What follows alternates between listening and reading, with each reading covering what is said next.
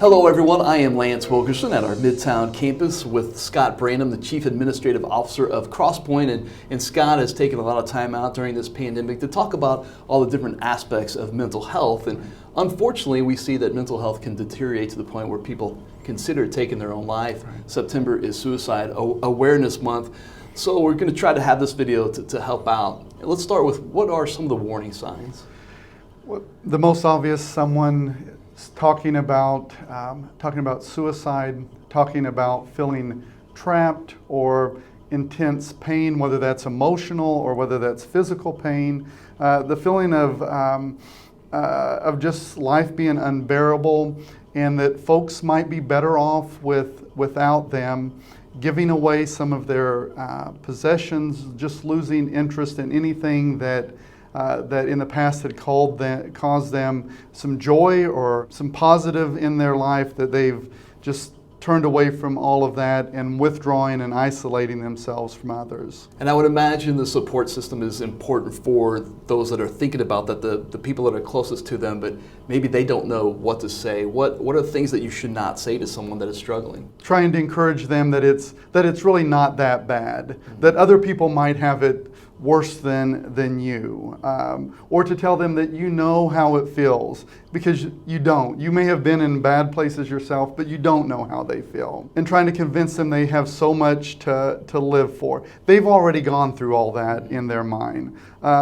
And trying to convince them that's a sin, and if they do it, they're going to go to hell. That is not going to prevent anybody from making that decision. So instead of those, what should you say for support?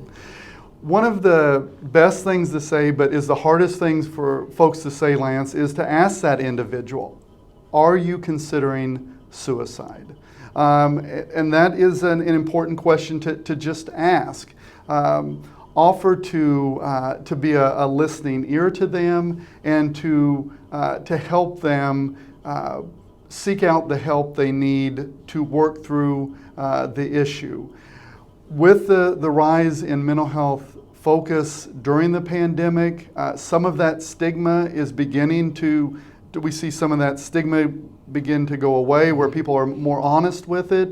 So it's an opportunity to help somebody walk through the steps of getting help. So for someone that is in that situation, what I would imagine is the hardest step, the first step, to recognize it?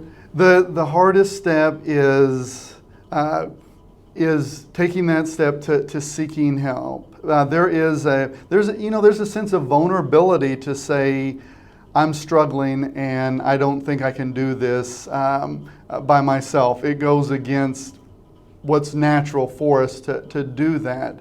But again, there are resources available, and helping them and being willing to go with them through those steps is the best thing that we can do to help somebody. Yeah, and if you're really in a bad situation, of course, call 911. Here's the phone number on the screen for the the National Suicide Hotline.